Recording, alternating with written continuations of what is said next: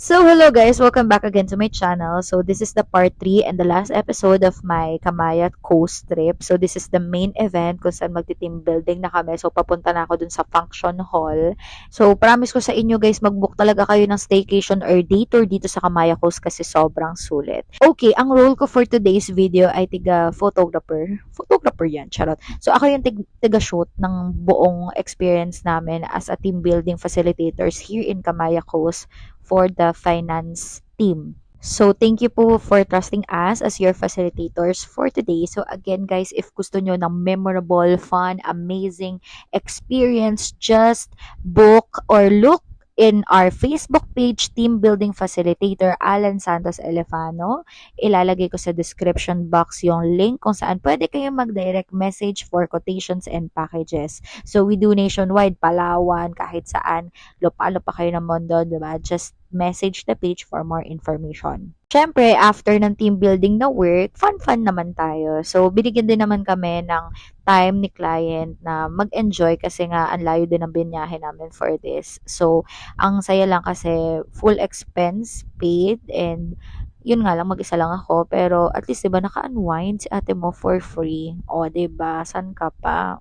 Pak. So, nagbabad-babad muna kami saglit sa pool and may slides din dyan. Tapos, after, bumaba na kami dun sa beach. So, pupunta kami ngayon sa inflatable. So, tip ko sa inyo guys, bathing suit kayo talaga kasi bawal, hindi sila nagpapapasok pag hindi naka-bathing suit. Tapos, mag-sunscreen kayo kasi sobrang init. Ito yung sinasabi ko sa inyo guys, pag onting lakad mo palang malalim na. So, yung parang nasa inflatable kami, nasa 10 feet ata yun or 12 feet. Basta malalim siya.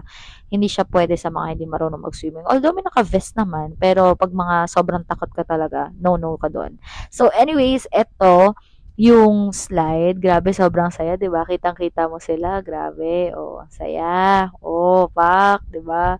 Nung ako na yung binidyo, grabe din. Kita din yung ano ko, yung noo ko lang. Tignan mo mamaya, hindi mo malalaman na nakababa na pala ako.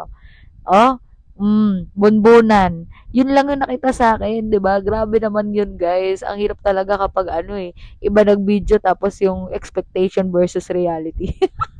So, eto yung sinasabi ko din na isa na super saya na slide and nakadalawang ulit kami sa kanya. Hindi na ako pumangatlo kasi nga sobrang taas ng lalakarin. So, ito naman yung pagbaba. So, nakakaloka din yung nag-video sa akin yan. Hindi din kasi namin kilala eh. Yung tipong nandun na yung climax tapos biglang nakat. Alam mo yun? Parang direct cut agad. Gano'n.